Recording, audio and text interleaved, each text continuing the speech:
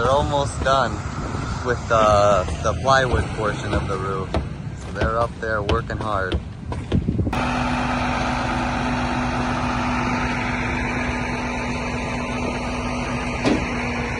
Good morning guys! Welcome back sa aming channel. So ngayong araw po nila aayusin yung bubong namin. And ngayon nandun na sila sa taas, alas 7, nandito na sila. Ang aga nila dito.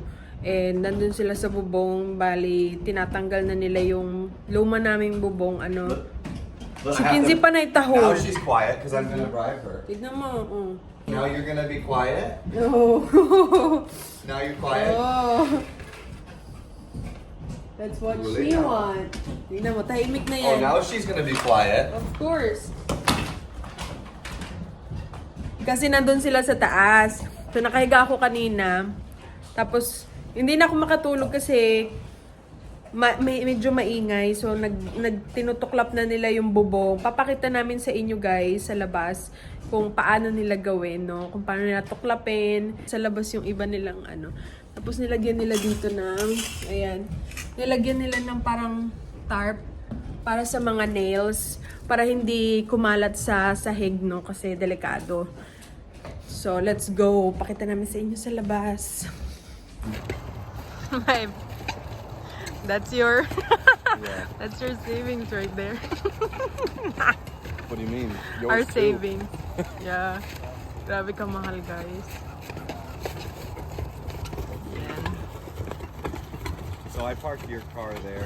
So, pinark namin yung dalawang sasakyan doon. Kasi kailangan nila ng space dito. They need space while they're working. Ayan. Papakita namin sa inyo mamaya kapag pinalitan na nila at pag natuklap na nila lahat, no? So, ayun guys, magluluto muna kami ng cheesecake for dessert para tomorrow kasi pupunta kami ng sa friend namin, doon kami kay Ate Shirley, doon kami mag-New Year, mag-celebrate ng New Year. And while waiting, habang inaayos nila, may pasok ako mamaya. Medyo maingay, pagpasensyaan nyo na. Magluluto muna kami ng cheesecake at ng banana pudding. Dessert kasi nakatoka sa amin. So, yun, we'll see you later guys. A few moments later. Alright guys, they're almost done with the plywood portion of the roof. So they're up there working hard. They're getting all the stuff put up on the roof. Everything's kind of laying out here. We finally had to get a new roof film. It was leaking on some of the other areas of the roof, but you can kind of see it's coming together nice. So we had 3/8 board on the roof, and now it's 7/16, so you're not actually, falling through parts of the roof. So they're 16 inches on center for the beams. Sometimes you can get 16 or 24. Luckily, they weren't 24 because the roof was so weak that it was actually, it would dip below. So now it's actually the roof's looking really good. It's coming along, and then shingle should be here shortly.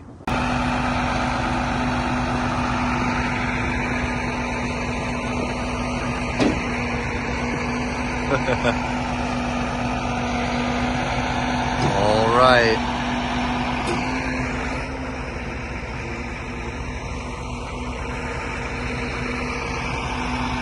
Alright guys, matatapos na sila. Si Kuya tinatanggal niya yung pako-pako. Ayan. Hindi nyo pa makita yung itsura kasi yun sa araw. Yan yung pangalan ng company na kinano namin. So ayan na yung kulay niya guys. Dito nakikita yung kulay talaga. So sa kabila inaayos pa nila. Dito medyo maano yung araw kaya kita natin. Ayos na. Medyo okay na yung bubong. Alright guys, so they're all done. They are all done with the roof. It's a really nice color.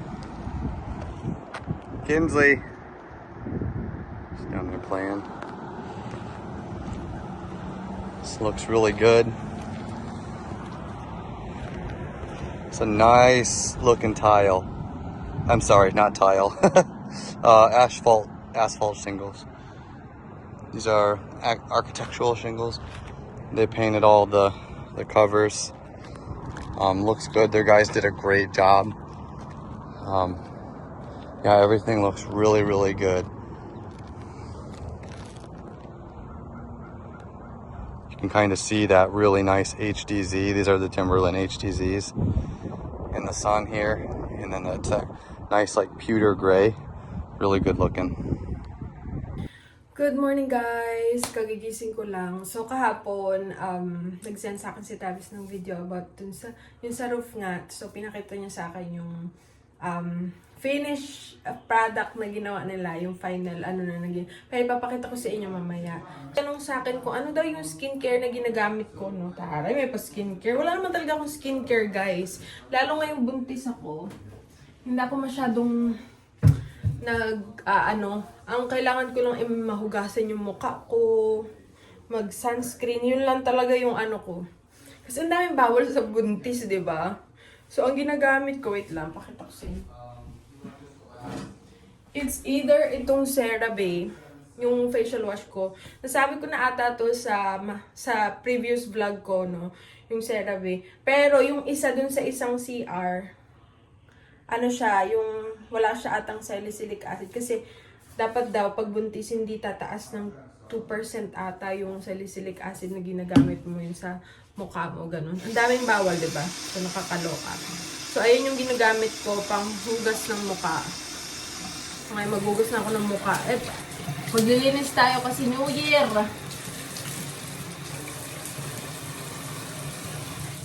Kaunti lang. Kasi ako acne prone talaga ako, guys. Noon, bago ako dumating dito, madami akong acne. So, sa mga nakasubaybay ng video namin noon, pagdating ko dito, makikita nyo, ang dami kong acne. Andyan pa yung mga dark spots, no? Pero yung ginagamit ko ngayon, nakatulong siya para hindi talaga ako magkaroon ng breakouts ulit. Lalo na ngayong, buntis ako. Kasi 'di ba, ang dami nagkakaroon ng pimples kasi yung hormones mo nagbabago-bago. So, yun. Ay, hindi na ako naghanap ng ibang Pero, yung mga serum na ginagamit ko, tawag nito, snail yung tatak ng serum na ginagamit ko. Dati red siya, tas ngayon black na. Papakita ko rin sa inyo. Hindi ko alam kung meron siya sa Pilipinas eh. So, ganyan lang. Tapos, sunscreen na. Hindi talaga ako masyado lalagay ng kung ano-ano sa mukha pag umaga. Kailangan may sunscreen lang talaga. And I know, napakita ko na rin itong sunscreen ko, diba? Ito yung sunscreen na ginagamit ko. Ganito yung morning routine ko lang talaga, guys. Yan, sunscreen. Kasi lalabas kami at tawag nito, may kailangan lang kaming bilhin sa Home Depot. Tapos papakita ko rin sa inyo yung itsura ng bubong. Ayan. Kung makikita nyo malapitan, meron pa rin akong guys. Acne. Yan. Minsan pag malayo, hindi nyo siya makikita. Pag malapitan, makikita nyo yung sumpa. Pero hindi naman na siya malala. Ayan. Nawala talaga siya sa mga ginagamit ko. Kaya, hindi na ako nagpalit ng iba. Kaso, ang hirap lang talaga minsan hanapin. Kasi hindi siya dito yung, hindi siya popular na skincare. Kasi alam mo na, para siyang mga Korean skincare. Kaya binibili ko siya minsan sa Target. Tapos sa Marshall, ganon. Papakita ko sa inyo yung serum, tapos yung cream na ginagamit ko. So, ayan lang talaga yung morning routine ko sa umaga. Ganyan lang, facial wash, tapos sunscreen. Tapos paglalabas minsan, magkikilala ako ng onte, tapos lip tint. Yun lang. So, let's go para maipakita ko sa inyo yung sa kabilang CR kasi, nandito ako sa main bathroom. Right, so guys, ito yung ginagamit kong facial wash dito sa isang CR. Ayan, pag mag-half bath ako dito, no. Lagi ako nagugas talaga ng mukha. Hindi pwedeng hindi ako magugas ng mukha. Ganun. Ayan, dito. Tapos sa kabila, CeraVe yung ginagamit ko. Kasi almost the same naman siya. Ayan o, compared to CeraVe. Walgreen brand lang, nga lang siya. Dati, ito yung ginagamit ko, guys. Ayan. Kaso, nahirapan ako makahanap. Tapos, ang mahal niya sa online. Tapos, ito na yung mga ginagamit ko ngayon. Ito yung snail. Grabe, super effective niya sa akin. Ang tagal ko nang ginagamit niyan, siguro mga isang taon na pala. Wala pang 2 taon. Ayan. Collagen, tapos ayan. Ayan yung mga ginagamit ko. Para malaman niyo, kasi para dun sa nagtanong, no? Okay, guys. Ipapakita namin sa inyo. Ngayon, medyo makikita nyo na talaga. Tingnan natin. Kasi maaraw na naman. Oh, it's warm out. Yeah. Nagdala na naman ng stick ang kagwang. Tignan mo, nagdala na naman ng stick. Take your stick and get out of here. Hey, it's a leaf. Come on. Gusto niya lang talaga mag-ano no? Halika na, dali. Look there. Yung dala-dala niya pa rin. It's a piece of plastic. Oh, there's a plastic in there. Come here.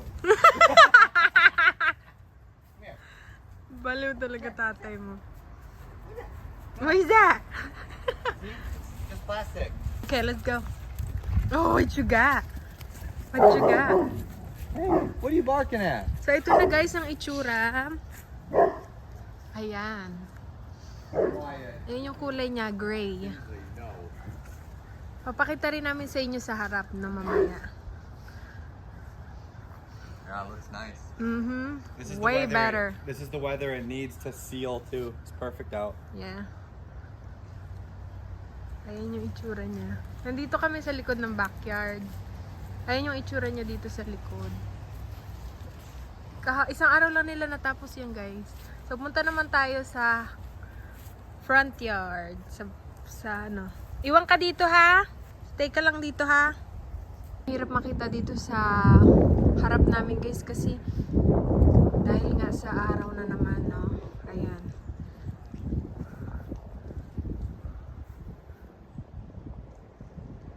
Come here. Ayan. Yung itsura niya. Diba? So, ayan. Hey guys, so we're gonna give some advice just based on us having to basically get a new roof. So the reason initially we got a new roof is it was raining. We had water leaking in on our drywall inside the house. I went up there with a flashlight while it was in a heavy downpour, and I seen like probably 8 or 9 spots where my beams, my structural beams, were wet.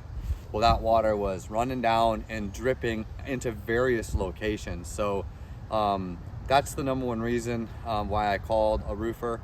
So then I had the roof inspected, and turns out all my shingles, when you could lift them up, meaning that tar seal that's supposed to seal these shingles was bad across the entire roof. The roof was probably about 17 years old, give or take, and for whatever reason, I don't have the paperwork for it, but they should have been 25-year shingles. But had I had the paperwork, I maybe could have warranted the shingles, but I don't, and the owner didn't pass us along any documents for that. So I guess I'm gonna help make it easy. Do you need a new roof? Do you need a roofer? Okay, so there's gonna be a couple different types of people who come out and look at your roof. So when you Google roof replacement, roof repair, you're gonna get a lot of people who come out that are only salesmen, and they want to sell you a new roof. They won't go up and look at your roof. They won't go in the attic and inspect your roof. They won't look at your roof at all. Their one job is to sell you a whole new roof, which may not be what you need. Like here, so I went through 5 companies just to get quotes. I knew I was gonna probably go with one select one that we went with, which is SB Roofing here in Virginia Beach. But I got quotes from a whole bunch of people just to do my due diligence and check out the market, because this is a huge purchase. It's expensive. Only 2 out of the 5 companies that I contacted actually went into my attic, went on top of the roof, and inspected the roof, the shingles, the ridge vents, the drip edges, the pipe collars. They're the ones that went up there and inspected it. All the other, 3 companies that I ended up going with, they sent me salesmen to give me a sales pitch. They knew nothing about roofing except what was on their pamphlet. They knew nothing about like the intricacies of, do you need a drip edge? Do you not need a drip edge? Does the GAF warranties apply if you get this, this, and that? Okay, there's a lot of questions that you need to ask them. But the salesmen, long story short, they're there to sell you a roof. They're not roofers. They don't inspect your roof, but they want to sell you a $20,000 roof. So get yourself a roofer like SB Roofing here in Virginia Beach that will actually go up, inspect your roof, give you a good price, and they completed. So for our specific roof, I had what's called 3/8 CDX board. It's old plywood. Now they use what's called OBX. Is it OBX or OBD? I forget. But anyways, we had to redeck the whole roof, meaning all the wood under these shingles was old. So we had to get rid of the 3/8 wood and put 7/16 wood on there, because when I'd walk across on the old roof, it was spongy, like you're gonna fall through. So they started at 7 a.m. and they ended at 3. They fixed the whole roof, for everything. So again, if you're looking for a good roofer, make sure that they go up and inspect your roof and don't try to just sell you something that you don't need. All right, y'all, thanks for watching. Hope you enjoyed it. Hope you got a little bit of information out of our roof, and we'll see you next time. Bye!